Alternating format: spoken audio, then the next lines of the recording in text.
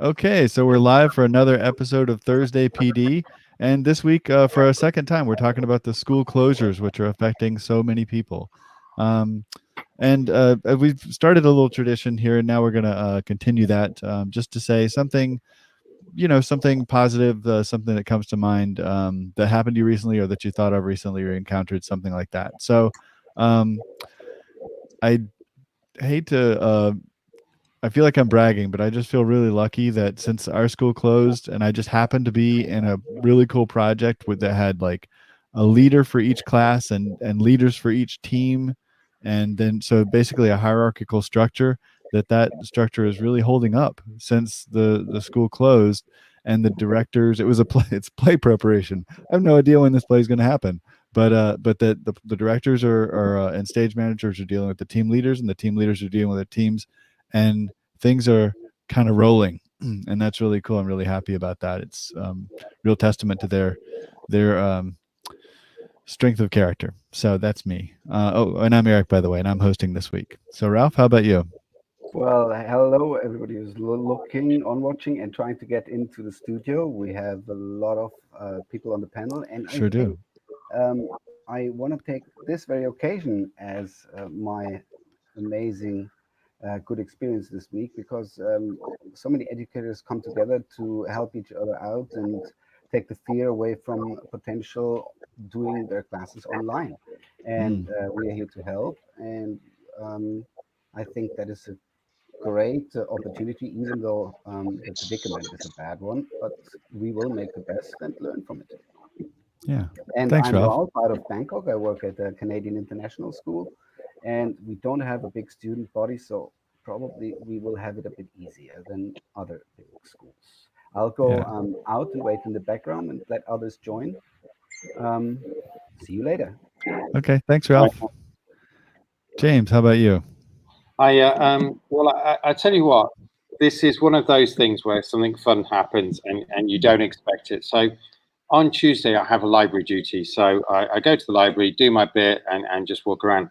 So on Tuesday, I walked into the library and was immediately presented with a book, which, is kind of semi-normal for a library. Then I realized the book was Hello World, which they hadn't even got in the library. Mm-hmm. Um, and then they said, "Oh, come sit over here." And suddenly got out the camera and proceeded to take pictures of me. And then after that, she spent the best part of 45 minutes making a poster. And Mm-hmm. this is all to prepare for our book week. And I thought it was just such a lovely way. And I've realized what an amazing talent she has. Oh, wow, that's so cool. Yeah, and just to, yeah, I thought it was just really sweet what she'd done. And, Wow. and Yeah. it's really nice. And yeah, what a lovely way to do things. Yeah, that's so nice. Wow, that's really, I can imagine when you're looking for good things that happened recently, that would totally come up. That's really cool. Yeah. So yeah, just something really sweet that I really enjoyed and just shows the power of librarians. Perfect. Cool. Okay, so we have a new guest this week. So Mincho, how about you? You have anything to share? Yes, our city Daegu in South Korea is shut down because of the Mm, coronavirus. yes. In our city, the coronavirus is spreading so fast now. So every Yeah. school and every curriculum is shut down. Mm, So because my students cannot go outside for 1 month, so hmm. they feel so sick today. So I Yeah. just having a meeting time with now and meet and using the Microsoft Teams. Hmm. So I'm having a class Yeah. right now. So can I share my case Oh, with my screen? So in sure. my YouTube, can you see my screen? So Yeah. this is my Thanks, Ralph. YouTube video. So this is the Uh-huh. Microsoft Teams. So there are my students are in here, Oh, and yeah.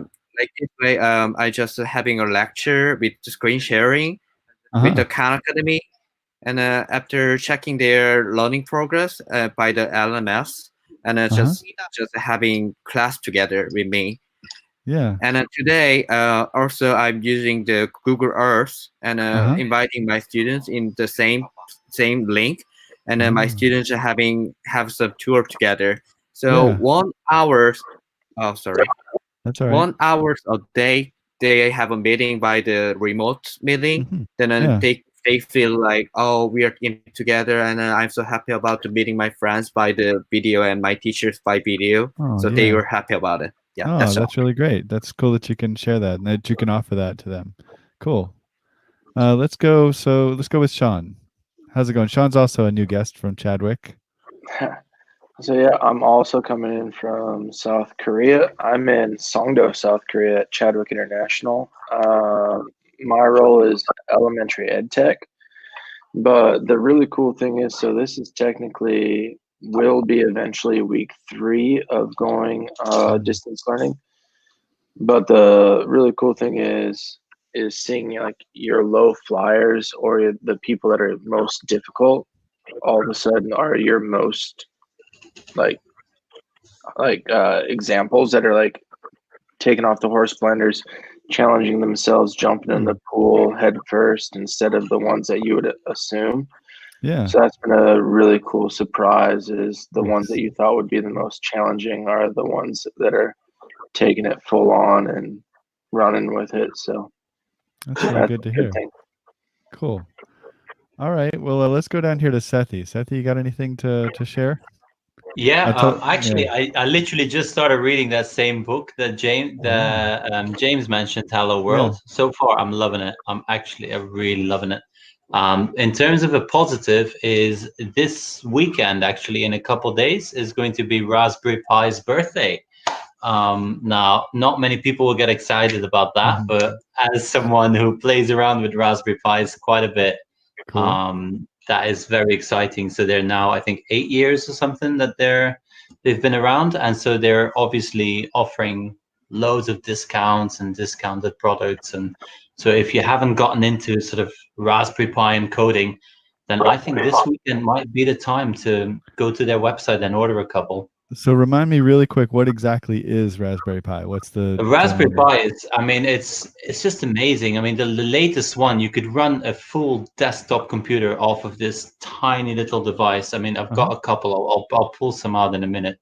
It's basically a microprocessor, and so what you can do is anything you can do with sort of an Arduino or with a microbit times 20 or times 50.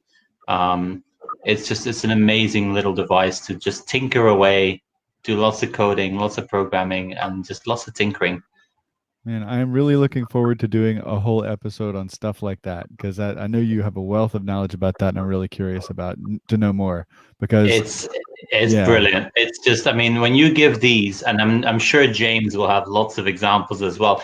When you give these to motivated students that are into coding, what they end up creating is mind-blowing. It's just cool. It's amazing, and they're so cheap. I think when I have a look at it now, because of the birthday that they've got going on, you can get the Raspberry Pi 4 for $35. So that's ridiculously cheap, and you can run an entire desktop off of it. Nice. So amazing little tools. All right, Adriana, how about you? Okay, it looks like you're muted. There we go. Hello, everybody. Hello. Just too busy typing stuff. Yeah. So I want to flag up something really exciting. So in the past week, I've received seesaw stickers by post. I got a parcel of sweets by post, and somebody sent me the book. I don't know who it is. The Book Whisperer. I think, Eric, did you meet that's so good. somebody? Yeah, and it just turned up in the post. Yeah. Oh, that's so I don't know who sent it. It wasn't me, but I'll pretend. No. Okay, yeah. So I just want to say the power of getting something in the post is still very exciting. Cool. Yeah, that's really great. It's a surprise in the mail. Cool. Yeah. Okay, I'm going to go on to... What's that? Did you send it, Neil? No. No. The book. I'm going to go on to Neil. Yeah, because we've talked to a lot of folks. So Neil, how about you?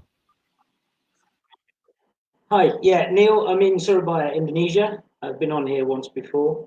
Positive for me was the introduction of augmented reality and virtual reality in design. Over the last few days, it's been like having a classroom full of primary school students who have just found, plasticine or something for the first time. It's like, oh my God, moment. This is amazing. What can I do with this? And I've actually had to calm them down, to slow them down, to actually think about what they're doing. And this was to do with the fact, of closures and what they do close later on, and now I've got students coming up to me going, so which wall was all that drawing on? Can I just go and check your classroom? Can I just run down to the library? He's drawing on the wall. Absolutely amazing. Teachers are going to hate me over the next week. Yeah. Well, that's great, though. I wish I could see it, too. But it's a real positive. Okay, so Gary, how about you? Oh, you're muted. Hi, good evening. I've been bugging SETI about Arduino and what do you call this, microbit, and I already bought each one for each microbit and Arduino because I'll be exploring them now, not just thinking about them, but I'll start exploring them. So SETI, you'll expect more messages from me. Cool. I got this info from Stu Lo. I don't know if you know them. He's from Hong Kong. Oh. So I also got some information from him. So I'm now excited to explore coding using Arduino and microbit. Cool. Nice. There's no better source for information than him. Like, honestly, when it comes to anything to do with microbits or makerspace or microprocessors, or he's got, just follow his Twitter and the amount of information and stuff he shares. It's nice. Yeah, we met once and it was unforgettable because he has a lot of good ideas, not just good, but brilliant ideas about everything. Okay. Well, so a couple of weeks ago, we talked about school closures, and my school was open at the time, and as a result of that conversation, wow, I felt tons more informed, and I was also urging my school, hey, we need to have a practice day. We need a virtual day really soon so that we can, have done it at least once before we go in to this kind of situation, because you never can tell. And then all of a sudden, I'm in Korea too, so we got I've had 3 people, except Minchell's out of the stream, but a lot of folks in Korea, and now my school is closed, ostensibly till March 8th, but you never can tell. And so we didn't get that practice, but now we're easing into to virtual learning. So by next week we should be at what they call level 3, which I mentioned to Neil a few days ago when you were making some plans. So first off, whose school is closed? Raise your hand. Whose school is closed? Okay, sort of. Okay, so what does that mean, Sethi? We're still on a half term right now. So next Monday we're going back, and so what's happening now is that we're getting updated directives every single day. Gotcha. As to which countries are going to be affected and checked. And so as it stands now, we have I think 4 or 5 teachers that are going to have to be quarantined. We've got 10 confirmed families, and so the numbers keep going up. So there's a good chance that by Monday, let's say half our students will be quarantined. As it stands now, we're still opening on Monday. But again, it's changed every day. 3 days ago, there was no word of home quarantine and nothing. And then, so obviously, we just need to keep on top of it and just be prepared. So for all we know, we might as well, close on Monday. We don't know. A school just around the corner, Harrow International School, they have literally just announced today that they won't be opening next week. Gotcha. Yeah. So in Korea, the public schools are delayed as well. So a lot of the international schools are closed, and maybe all, I'm not sure. And then the Korean public schools are also just delaying their normal start time as well. Yeah. So our Thai government, the Thai government schools, they are on their big summer break now. So they're now opening up. So they have a 3-month holiday anyways. So that's sort of perfect timing. It's just the international schools that are affected now. So yeah.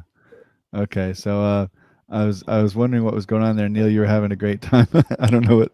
Anyway, So anyway, yeah, a few days ago, Neil, I just really envy you right now. So Neil was his school's working on making a plan, and I don't know, Neil, were you already familiar with the 4 levels of online learning before I mentioned that? No, I wasn't until you mentioned it. I wasn't sure about that one. Yeah, I've been sort of like cool. picking bits from other schools and other people that I know, Yeah, but I went head of school and mentioned it to him. yeah. He sort of Well, so dived on that. I thought that was a great I idea. bet. I thought so too. So let me pull this up. I'm gonna share my screen and show you this site that elaborates a little bit on what the 4 levels of learning are. Can you guys see this? Okay, good. Yeah. So level 1, passive e-learning with no interactivities. This is on elearningindustry.com. And it's 4 levels of learning, interaction, and online courses. So level 1, passive e-learning with no interactivities. 2, limited interactivities. 3, more complex. And 4, a highly simulated environment. And this would be where you would be real time. You might be following your exact normal class schedule, perhaps. Who knows? But this really helped us in our school. So we started off saying, okay, on Monday and Tuesday, we just got here. We just found out that students aren't going to be here. 1 and 2 Monday, and so then by the end of the week, still on 2. By the end of next week, we're going to be on level 3, and that's what we're aiming for. Our school is not going to aim for level 4, but we're just going to stay at 3, and at that point, then we can go ahead and just I don't know how. Can you help me out there, Ralph? Then we can go ahead and just not have to physically be on campus anymore, because most of us live on campus, and we're gonna just be able to move elsewhere as we need and still be able to teach online. So I want to welcome JC. Hey JC, how's Hi, it nice to going? meet you. Nice to Are meet you one you. of you one of the folks that Gary was talking about? I think so. Yes. Yeah. I teach at a dental school now. I'm a professor of dentistry, and I'm a leader of the GG South Korea. So, as you know, the South Korea is having a big healthcare issues, and the Right. school is delayed at least 1 week. But Yeah. we think that it will be much more delayed, and the higher eds have some more spaces because we can swap the whole classes to online up to 20% or sometimes to 40%. So the higher eds are ready for going on to the online, but the elementary K-12, they can only minimize the online schools in 10 or 20% less than that. And when they use the platforms, we are not allowed to use the Google or Microsoft or Apple because they are Really? not authorized cloud system by the Korean government. The Oh, problem, that's interesting. yes, there is some connection. I don't know what kind of connection it is, but Yeah. some private companies Uh-huh. and national companies with the broadcasting and cloud services, they got the authorization from the government, but Yes. Google, MS, Apple did not receive the authorization. So we can use the Google Classroom, but the Yes. problem is when we do the schools using those platforms, Right? we cannot claim that the schools attended these days of the classes. Oh We see no. kind of a extra curriculum classes, but they Gotcha. cannot say that these school students attended the classes 10 or 20 days. Uh-huh. So we do not have the policies from the government yet Yeah. because we are so obsessed with this about the diagnostic tools and these Yeah. political issues. So the Wow. government, the Ministry of the Education is not truly ready for the online classes. So we have to wait. But as an educators, we are trying to make some suggestions to the ministry so that Of they can course. really make move on faster. So we are working on to write some manuscripts so that we can propose to the ministry that these tools are ready for the online classes, and we have some educators who are ready for it. But as you know, for us, the Google MS, it's a foreign company, so maybe the government will want to have the native Korean companies or Korean platforms to be used. Yeah, it's a one big issue.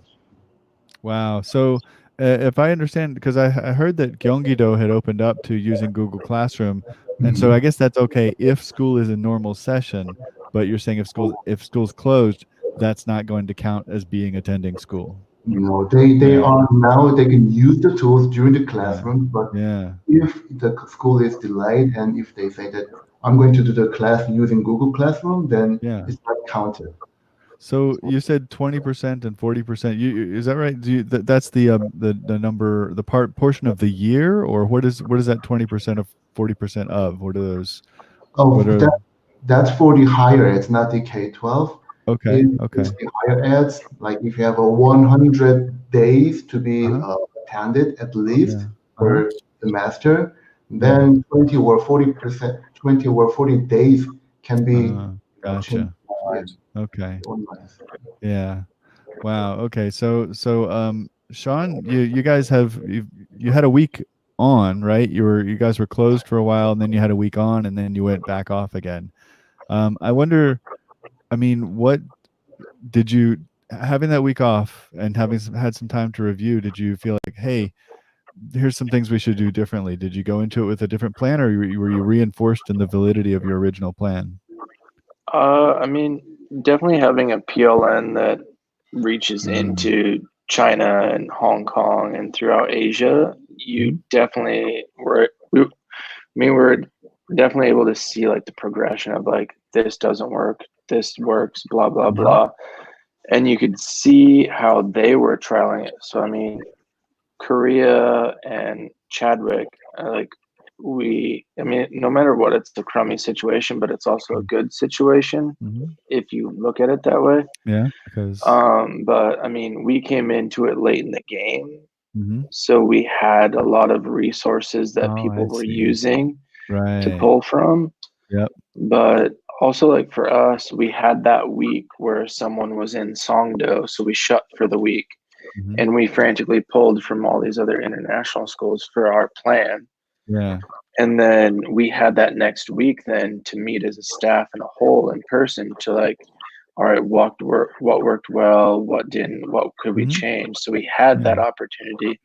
And now we're just finishing up day 3 of being online again.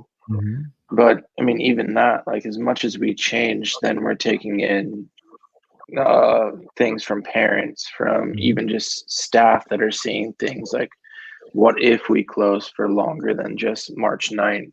How are we going to make this more teachable instead of just posting random homework stuff to Seesaw? Yeah. And I think it's been a really good thing because it's forcing people to step out of their comfort zones, take off the horse blinders and challenge themselves with the platforms that we normally use, but also additional things too to bring their lessons to life. So is there anything that really stands out, like that you said, whoa, this is like any cool finds that you were really glad to run across at any stage of this process that you're still using? I mean, like the main first step was just figuring out like, no matter when you pull the trigger to close, like if you close on a Wednesday, give that Thursday, that's like a snow day or a tsunami day. Yeah, we did where that too. nobody's working, like because you've got to figure like just as stressed as like teachers and teacher parents and students, so are parents. Like they're trying to get their ducks in a row of who in the world is going to watch their kid but also teach their kid. Yeah. So that's like the buffer to get everybody on board. But it's funny, also been Go ahead. Yeah. but it's also been cool just to see like all these tech companies like see what's happening and see the value of like online learning. So you've got things like Screencastify, Pear Deck, Edpuzzle that are extending their services. Like you reach out to them and they'll provide you with free upgrades for the schools that are impacted by this. So you're guaranteed to have top-notch services for your online learning. Yeah, that is really cool. Yeah, definitely. You know, I didn't even appreciate the fact that our school gave us that first day. To me, it was like a shock day. But that makes so much sense. And you guys did that the second time you closed as well. Is that right? Well, at the first time we did, or we closed on a Thursday, and then we had that Friday before the weekend. But a lot of teachers started planning before our initial plan has rolled out. So then we're across the board. You got teachers planning, you've got teachers pulling in expectations from previous schools. So then just a bunch of garbly goop. And then you've got what the actual school expectation is. And it's just good to work together that one day and make sure communication is solid. So what you are going to roll out is all on the same track. Totally.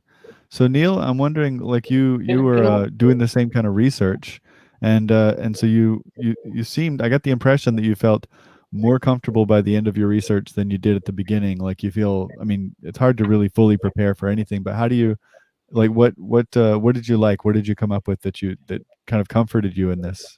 Yeah, I mean, it was nice when I spoke to you and made contact about that 4-step plan, because we as an SLT sat down and came up with expectations of, you know, what's the expectation of the admin at this time, what's the expectations of the teachers, the heads of departments, the counselors, etc., throughout the school, and the expectations of parents. As you said, Sean, that's a big shock. You know, these parents, suddenly it's like, hang on, what? You're at home all day for the next 4 weeks. What do I do? You know, we've got, they're all business parents. They're not necessarily at home. Most of ours are looked after by maids and drivers, etc. So parents aren't even there. You know, I myself, I'm a parent of 2 of the children that go to my school. So the expectation is for me to watch what they're doing. One's a DP student, one's a PYP. Yeah. Well, it looks like sorry, just sorry, just JC. I appreciate you coming. So, yeah, sorry, JC's got to go because he's got another event to go to. So, thanks for coming, JC. Thanks, JC. See ya. I just wanted to do a quick share while we're transitioning. Couple of the things that I've noticed is that everybody's got this big issue with online resources. Some people have got Google, some people have got Microsoft, some people have to use whatever they can possibly get their hands on. And actually, there are 2 incredible tools that most students and teachers have right on their doorstep and completely forgotten about. Actually, Keynote and Microsoft allow you to record a presentation so easily. I was just going to share my screen, if that's all right. Sure. And just quickly, I hope this works. Wish my luck. Okay, I think I'll just share my entire screen and take my chances. Okay, so I'm just going to show you this. And if you've got a recently new, and the other thing is that if you don't have Microsoft Office, you can get a very generous 90-day trial. So that would more than cover you for this. And literally, you can record a slideshow by hitting this button, and it would instantly enable you to record a video, and then you can upload it wherever you like, to YouTube or whatever it is. Now, in the spirit of fair play, Keynote again has the same function. You might have to look a little bit hard for you. You think it's left or right? Any ideas where you can see it? See it? Okay. So again, you can record a slideshow, and again, it makes a great MP4. And just those are 2 tools that most teachers at least have some idea of how to use. You know what I mean? Yeah. And you can literally put that anywhere from a Google Drive, a shared folder, a YouTube. Also, I would say one more. If you Screencastify does have limits. If Camtasia is very easy to use, and again has a 30-day free trial, and I'm pretty sure they would also extend it. So if you've got a Mac, you've got no reason not to screencast as well, because even QuickTime will do it for you as well. Yeah. If you're looking for an extension, Loom and Nimbus have no limits, so you can use those as well. I really want to talk, because I'm a big fan of Loom, but I also really like this new. Have you heard of Soapbox? No, new one for me. Well, it's really cool. It's it makes sort of a wider view of the screen. So basically, it puts you on the side of it, so you don't block the screen at all. Unlike with Loom, And I don't know, there's something really cool about it. I've used it a couple times, and it also has no time limit. And it's also free, and so I'd suggest if you're interested in trying stuff out, try Soapbox. It's on the Chrome Web Store, just like Loom. What were you gonna say, Seth? You look like You know, yeah, I just thought of something. If you're on Windows, actually, you can use the it's called the Xbox Game Bar.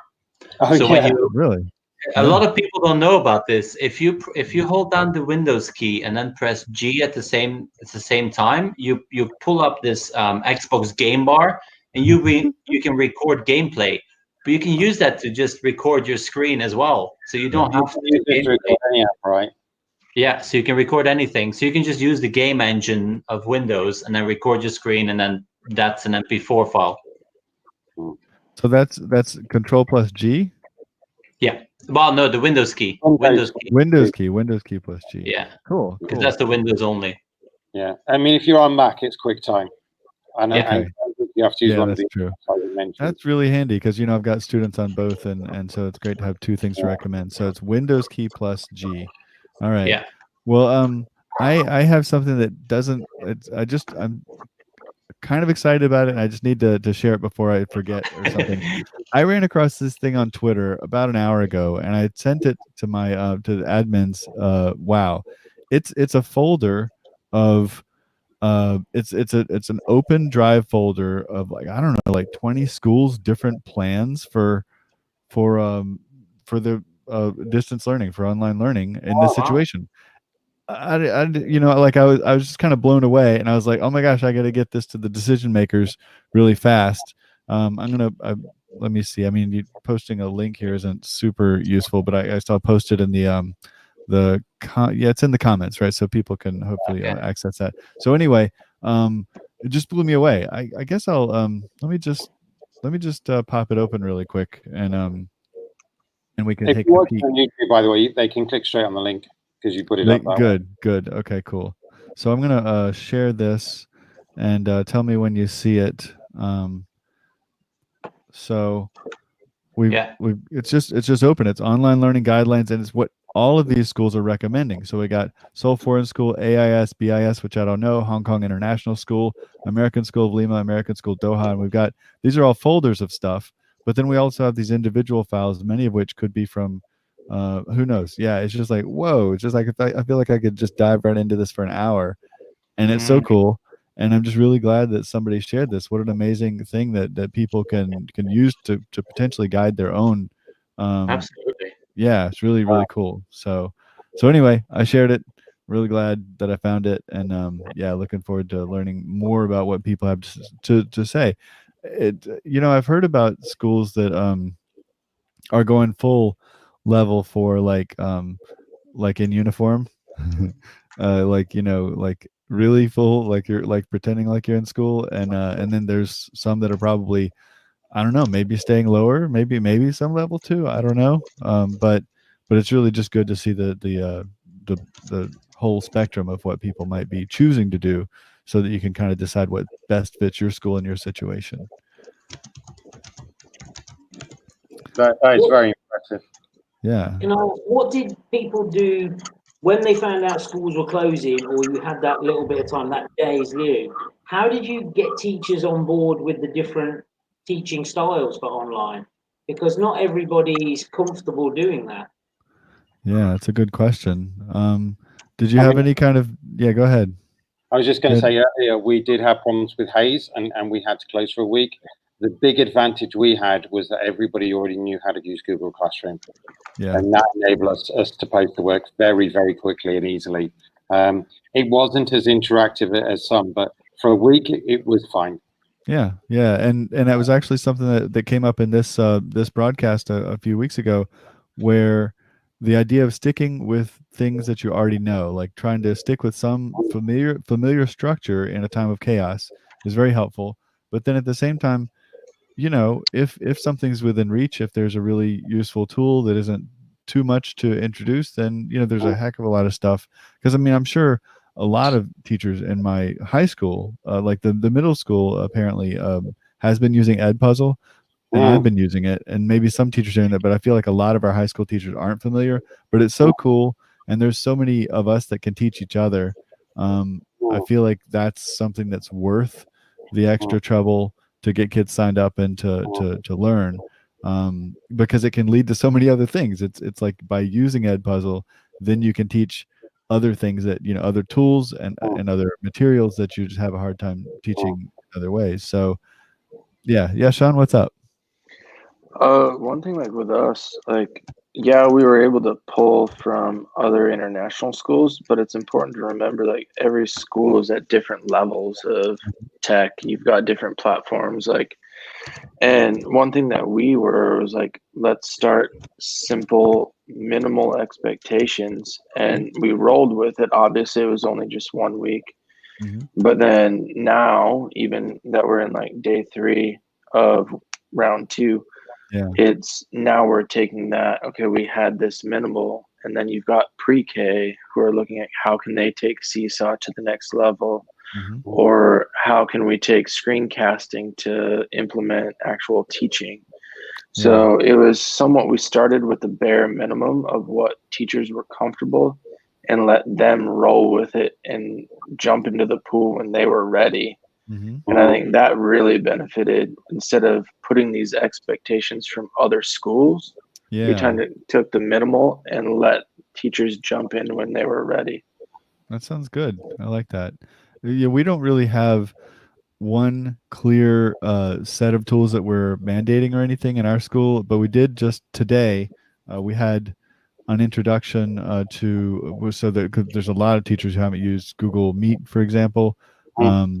And so we had everybody was stayed in their classrooms, and then so we had an online meeting ourselves right in the school. So it was a meeting in Google Meet and a demonstration of Edpuzzle during that meeting, and it ended with an exit ticket in Flipgrid.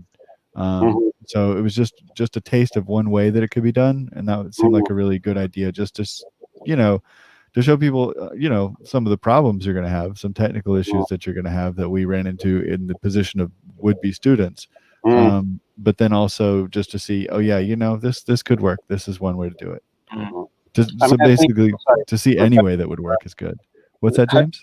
I was just going to say, because a lot of us have coaches and so on, hopefully those coaches are really delivering online.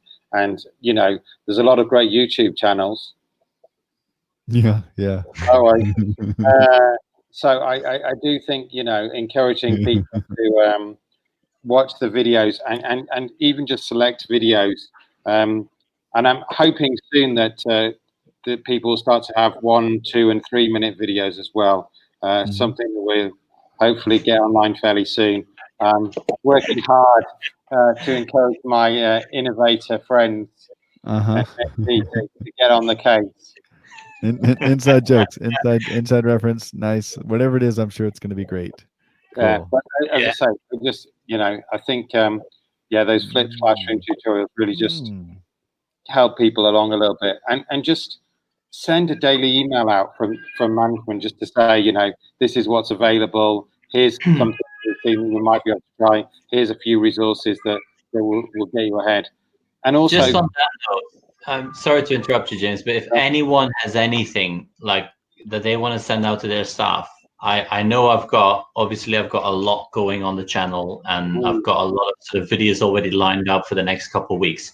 However, this is a different situation. So if you need anything urgently, let me know, and I'll happily make a video and I'll pop it on there. Like just you know, reach out on the channel. There's a contact page. Go to about contact, send me a direct email, and just explain, look, this is in regards to, you know, our school being closed because of the.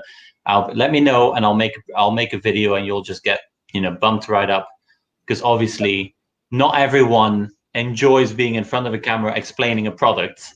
So if that's something that your school needs and you feel that would benefit your teachers, just let me know. That is really cool, Sethi. I mean, you know, a lot of people are pitching in, and that's, it's great when we can do what we can to help out. Like, there's a lot of people that need help, and that's cool. Now, I only have one last thing I wanted to share, because I've been thinking about this quite hard all week, because I'm thinking about, you know, what might happen to us, but also what happened to us in the past is, and a lot of people forget this, but it's been around for actually like 10, 15 years. And that's Scratch, which is a fantastic tool for the younger kids, not just in terms of learning to code, but it's a full animation package, and there's so much already being made that could potentially help with the teaching. Yeah. Yeah, I've never used it myself, but it's yeah. Yeah, but storytelling. Yeah, Yeah, I don't know. it's I don't know. I fun. was probably programming at university or something on that. I don't know. Yeah, I'm like, whatever. James, when did thanks for the advice. Because I just started using Scratch. Yeah. Even with the very little ones, Scratch Junior, you can do a lot. Like with the really young kids, have them use Scratch Junior. It's free. Download it on any iPad or any device. You can even use it on a Chromebook now. Or am I wrong? Yeah. Anyway, so you download it. You can use it and just have them create a presentation about their week. Like we're talking year 1 or younger. They're coding, they're storytelling, they're getting their story sorted out, they're doing design in terms of designing their characters. There's so much that they're doing all at the same time by just using one single app, one single program with one single task, and they're just covering everything. Cool. As I say, there's just thousands of resources, millions of teaching resources, and lots of ready-made stuff that you can either just take or just adjust minimally if you know how to use it. And if you don't know, well, you can at least play the Scratch and see what happens, and even learn together. Because I think that's the other thing. Something like that is perfect for a little project where you can take something ready-made, play with it, and say, what can we do with this? So good to mention also that yeah, Scratch is also available offline, so you can download and install it in your computer. So that's and once you've got the basis of Scratch, I mean, if you're looking into computing and coding, and you can keep going. I mean, there's so many platforms now. I mean, there's robotics and robots aimed at older students that can interpret Scratch, and then you've got the entire Lego system, which is able to interpret Scratch code. So once you've got Scratch, you're good to go. I mean, and then what's the other one? James, help me out. The one that's sort of literally in between Scratch and Python. Is it Edu? .org? Oh, it looks like Scratch, but it is Python. Hold on. There's a few of them, but as I say, I think Scratch is good. I'm not sure which one you're on. Yeah, I'll have it in a minute. I'll have it. Make Code. I think it's EduBlocks. Yeah, EduBlocks. Yeah, okay. Have you heard of that? I've heard of it, but it's amazing. Honestly, I've played with it. It's exactly the same as Scratch, but the syntax is Python. Like they don't take anything away. They don't add to it. It's Python. So I'll see if I can open up here. Let me see. Let's share the link to the comments. Yeah, I'll see if I can get it in the comments as well. But it's just when I saw it, it was sort of, and you can send it to microbits. You can send it to your Raspberry Pis. You can send it anywhere. It's really great. Here they are, coding cards. I'm just going to quickly show you one so you can see what I mean. So here, can I just quickly share my screen? Yeah, you're.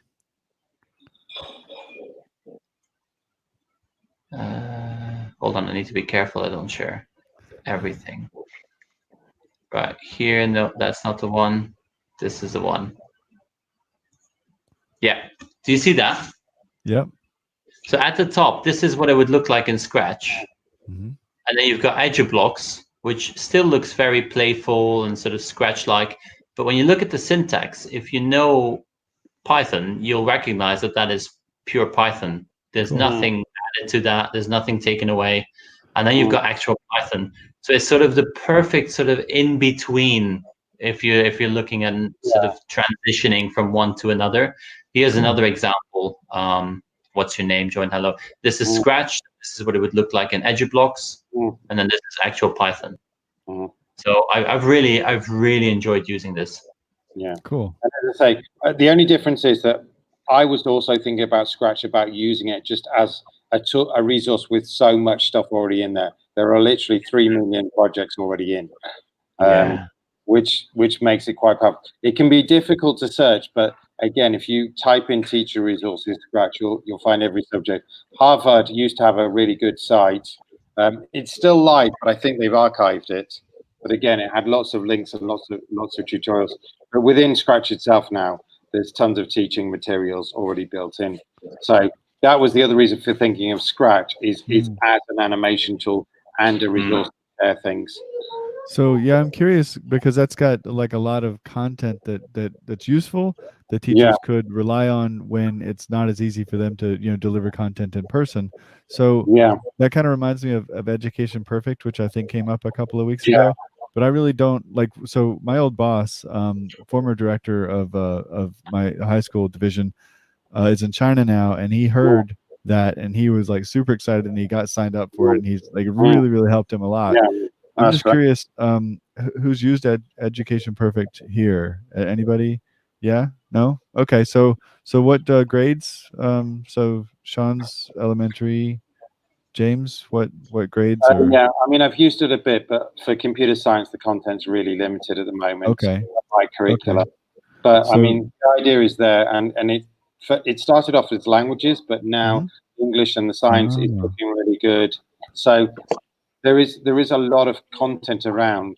The other one that used to be around, but I'd have to check, it was Education City, but I'm not sure how. That one's more primary. I don't know what deal you could get on that, but that was very powerful. Okay. Used to So be, Sean, you said used it a little bit, like what? We've just been in contact with EP and then like Craig Kemp and stuff, and I think this weekend, now that we're potentially going to be, who knows, potentially going longer, then I think it's definitely a good resource to look into to possibly implementing. So both myself and then the upper school, middle school integrator is going to look at it as a possible additional resource to definitely throw in there. Yeah, I mean, if you can find something high quality so that you're not, losing quality despite the distance, that sounds really great. I haven't looked into it much for the high school level, but I've heard enough about it to be curious, so I think I might.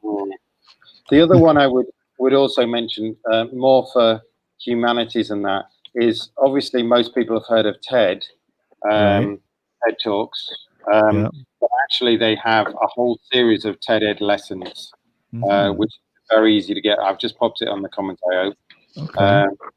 And that includes a whole lesson and there's a system for asking questions. It's a little bit like Edpuzzle, but the lessons are there and around. So as I say, between Edpuzzle, TED Ed, Education Perfect, quite a lot of subjects have got decent quality content that you can use. And if you've got the right I think in this situation you're going to be more flexible, but there's a lot of high quality teaching available on those TED Ed lessons, and lots of really interesting questions that they can react to with a Google Doc or something.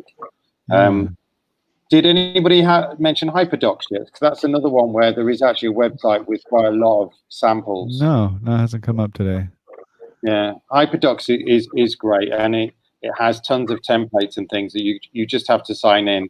They have this teacher give teachers, which I think is a bit of a play in a word. But all you have to do is just go to the take one and take one, and then if you've got something to share, then you can. And you just go through keywords. It's a little less professional than some of the other sites, but there's a lot of good stuff there. And, Google Doc is a very simple, powerful way. And if you are in China, don't forget that you can download your Google Doc as a PDF or something, and most of the functionality still works fine, either a PDF or a Word file. Because I think the other thing is that some of the teachers will have VPNs, etc., but the students won't. So you have to kind of put it inside where it's safe in China. You know what I mean? Yeah, totally. So Adriana was listing some things here. Adriana, you want to talk about some of this stuff? Not if you want to. Yeah. She's saying something. I can't really tell. Okay, there we go. Oh, hi. She's not sure. Whatever. Ambivalent. Yeah, I'm only writing down all the things that you guys are mentioning. Gotcha. Because I totally missed the Mathtific. I missed that one. I heard Education. Oh yeah, Perfect Education. Yes, that's City. one that we use in school and Mathletics. It's along the same lines as Education Perfect and Education City, just sort of online lessons and quizzes and stuff for the students. But we are using them already. We don't believe in homework or home learning at our school.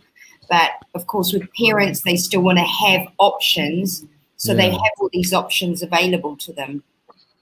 Yeah, that kind of reminds me. We have had sort of a homework testing log for a while, so that basically parents who were concerned about us having too much homework or too many tests at the same time could look and see if there were conflicts.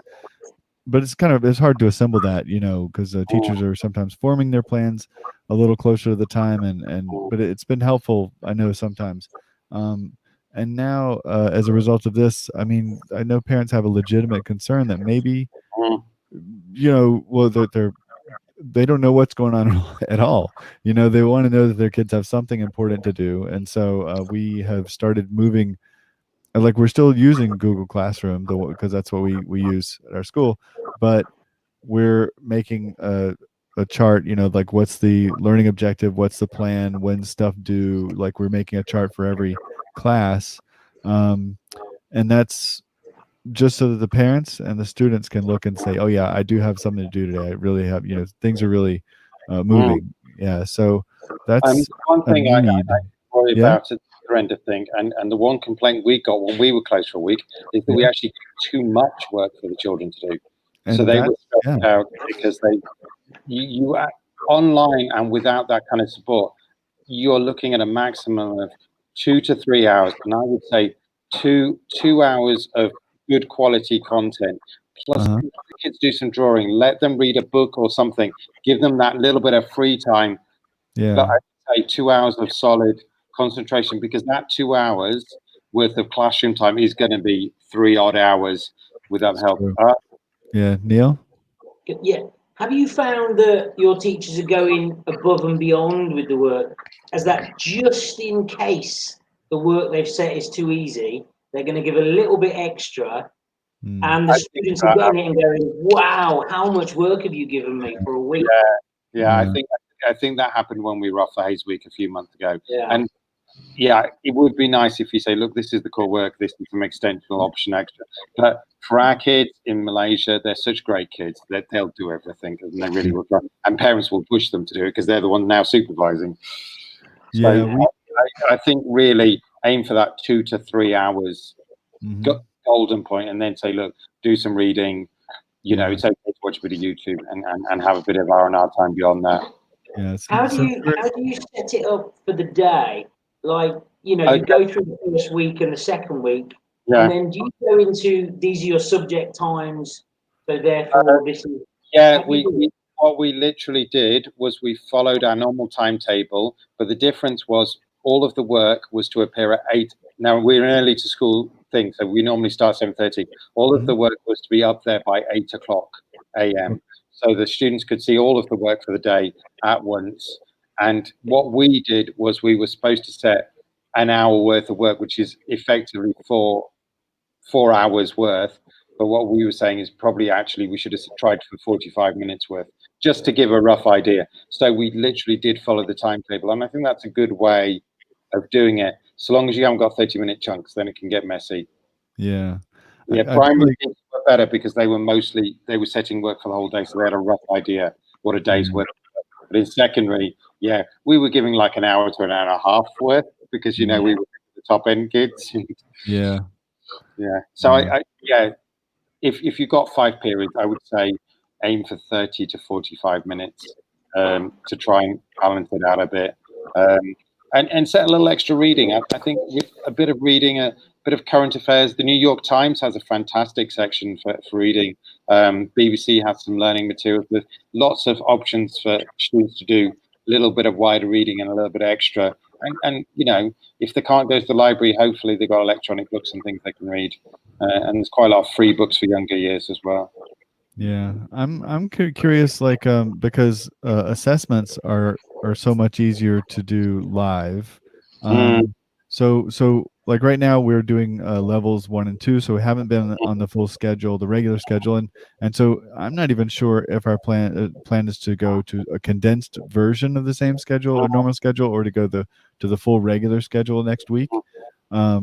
But in the absence of that, there have been some teachers who had assessments because we're at the end of a term. Our terms are at a different time. So one teacher said, I don't want to give this to 3 different classes, in order, because then they're gonna, share. So I'd like to reserve this time, and we're going to have a test for all of my classes at one time, and then a couple other teachers are on board. They're like, yeah, I want to do that too. So that's just one step in the direction of some level of, I don't know, accountability for security for assessments. But I mean, what else has anybody done in terms of assessments, trying to keep them legitimate when the kids aren't physically there? I mean, some schools have asked, and this happens with university exams, is that you have to be on the webcam the whole time that you're doing the assessment. Yeah. I mean, the bottom line is there's got to be more trust. You kind of got to accept that there's going to be some students who are not going to be quite as reliable as usual, and try and keep it formative. I hear you. Yeah, it's tough because we're at the change of the term right now. We're coming up on the change of a term, and then depending on how long it goes, you're gonna have it's tough. They're just gonna have to accept, or what you say is, look, parents, you were there. Do you think it's a assessment? That's an interesting point. Sean, did you have a thought there?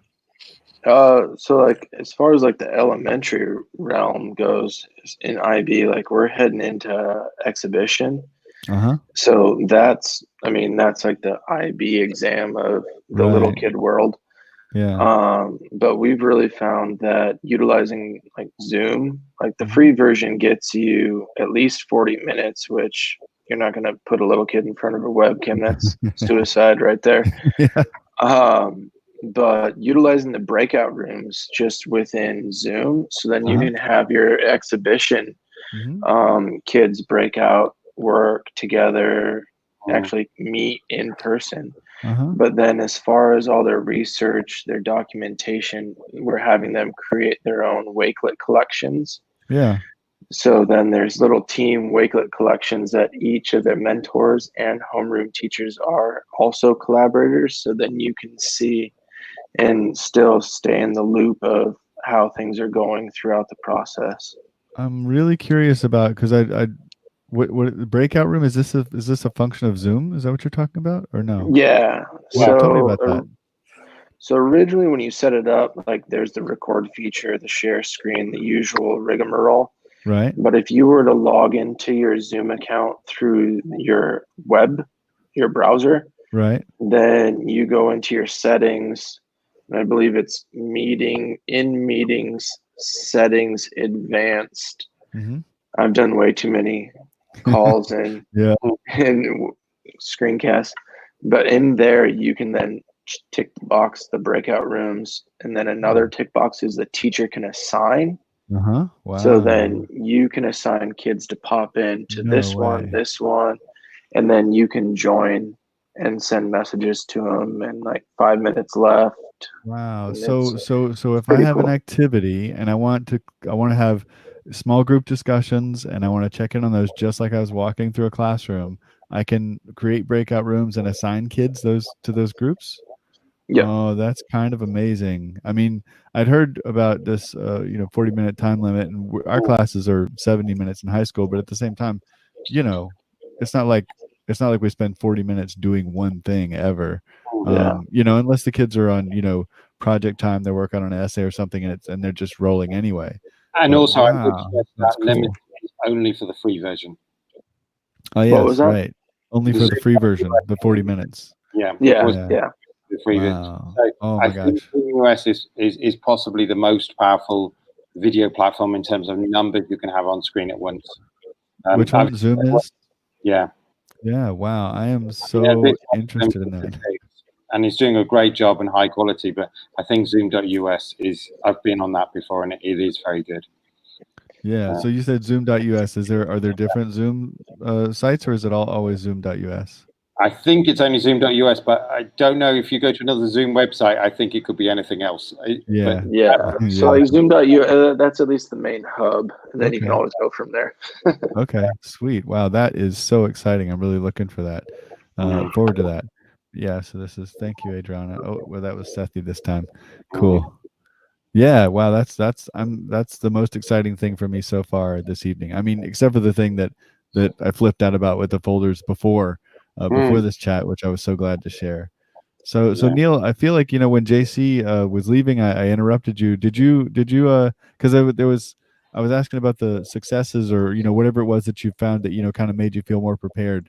Did you feel like you got to share everything about that? Because I was curious. Yeah, I'm just trying to go back. I'm trying to take on board everything everybody's saying and read all these things. There's quite a lot, because totally.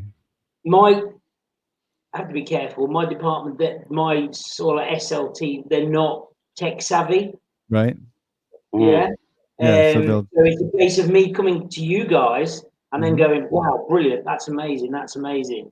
Luckily we're bringing somebody on board down in that bottom corner who is fairly tech savvy to help run a library in the school. Gotcha.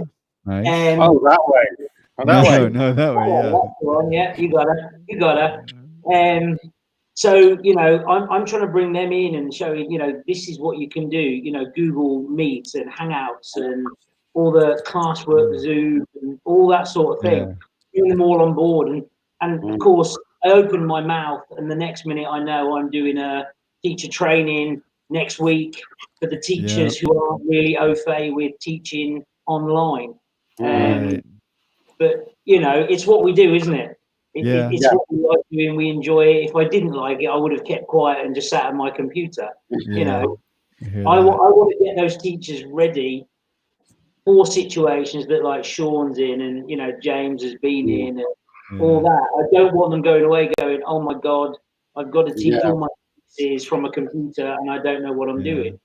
I will say, Adriana hopefully will help get things like Google Classroom up and running, because if you can get those basic things up, it makes a huge difference. We use ManageBack. We use ManageBack. And one of the things that I've been looking at, and I've sort of speeded up the process, is Assess Prep. Which is computer-based testing. And what it allows you to do is set the test, and the computer's locked, so the students can do Google and things like that. So even their personal computer? Their personal computer? Oh, wow. When they're in the test, it locks it out. Oh, okay. James, what's up with that? Strong reaction. It's very easy to get around those technologies. Really? In general? They're at home. Look. That's the thing. If they're at home, again, it goes back to what you were saying, James. You have to rely on them. So formative stuff at home, it would never be summative. But it's another bit of kit we've got that teachers can use and get feedback. Sean, I just wanted to come back to what you were saying about the using Zoom. And I didn't really think about it, but with our PYP exhibition, before, when they were interviewing and people about their projects and stuff, they would email back and forth. So they'd have like 15, 20 emails with different questions. And so this year, they're all doing it with either Google Hangouts or Zoom or something like that. But they have to have it first with me. So I'm basically just sitting in my office having a chat with these kids online, but just prepping them so that when they do speak to a stranger, it's a good reflection of the school and it's a good interview that they're having, Nice. Very cool. So I hadn't really thought about it from that context, that if it did go to the with the school closing, then something like that the students would be ready for. Like I love the idea of a breakout room, but now I'd feel much more confident saying, right, let's all join together, and then you're going to break out, and then they know what they're doing within those little groups. So that's very good. I'm going to try that when I go into school next week. And a couple additional good things about Zoom is, like, if you have like Google Meet, you send the link out, kids can go right into the room. Where Zoom, you send out the link, they can't join until the host joins or the teacher joins. You can't have that risky business, potential whoopsie doodles behind the scenes. Yeah, so the breakout rooms still leave a little room for that. Yeah. And then if you can drop in at any point, so it does encourage. Yeah, it changes the tone. Yeah. Cool. Yeah, well, gosh, I feel like we're just over an hour, and I feel like this has been really useful again. I'm really looking forward to taking some of this stuff back to back to my school and administrators and talking about the possibilities for us. I hope that everybody whose school is still open has the fortune to remain open. But if not, I'm really glad that, hopefully people will be leaving more prepared like I am. Yeah, thanks to you too, Sethi. That was Raz Kids. Raz. Yeah, sorry about that. what are you I'm talking just about? rereading it. It's grammar and spelling is all off. Whatever, But yeah, Raz whatever. Kids, brilliant. Yeah. It's really good for reading assessments and just to keep track of how your students are doing. Cool. There was another one, wasn't there? Epic. Yeah. And then the other one is called Night Zookeeper. Definitely worth looking into. Night Zookeeper. That's good for writing. Night Zookeeper. Yeah. That's British and really, really great prompts. And you like that, Sean? Yeah, Sean likes that one. Yeah, Cool. if anybody who's listening wants more information about Night Zookeeper, get connected with the people from them. Definitely reach out to me, and I can give you Twitter testimonials and all of that. Some other good ones are, some other speed bumps that I've run into before we leave, especially for elementary. Yeah. If you are a Seesaw class, so I tried to share the link in the YouTube feed, but it didn't. I don't think it worked. But it was the help.seesaw post. Okay. That's a Seesaw icon shortcut. So if you're distance and you're looking to make Seesaw activities, this will turn those things into the images. But also one massive speed bump that has frustrated parents and teachers is that when you're doing distance, you might want to do a Seesaw activity for the week or for a couple days. So you might include a couple links for things. When you post a link inside the description of a Seesaw activity, it is not clickable currently within the Seesaw app. Gotcha. If you are on a browser or a MacBook, you're totally fine. But if you're catering to a one-to-one iPad or tablet class that's going through the app, it's just going to be prompt and you can't even copy and paste it. So that's one big speed bump that is trying to reach around, whether it's a Google Doc and link it with the multiple links, but that caused some hiccups here. Good to know. Okay, thanks. Yeah, that really helps. Yeah. I mean, the Night Zookeeper is a really fun set of prompts for writing. Cool. And March is their big competition month where people can get in free. So you can definitely get your classes joined in. It gauges your class for words written. And if you've ever seen your lowest writers all of a sudden write, Night Zookeeper is the way to go.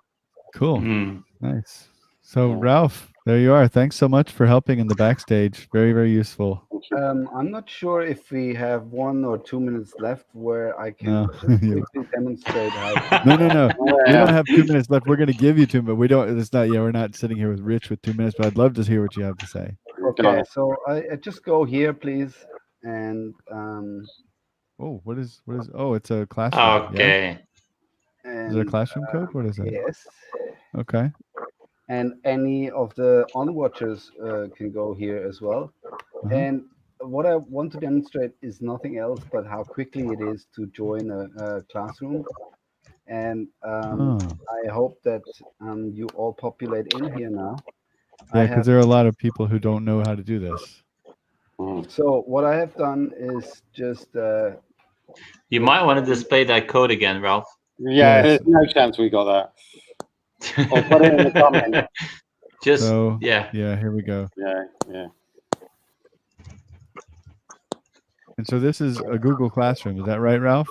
Yes, but it's empty. And we're gonna get homework from Ralph. No, sadly. I think he's been in the back room just copying all those links and all those programs we've talked about. And he's just put them all into a classroom. I wish, but I have not. So, but I hope to see you now all coming in here. And Sethi is already here. I can't wait to see others. Yeah, it's quick, but it's not that quick. Gary is here. And now I just show you that if I click the reuse button. I see some music tech there. I see some music tech. Come all on. my classes I have used. Oh, I think I can plan. Use something which is now not very useful. I have the opportunity to change something and add a different due date and so on.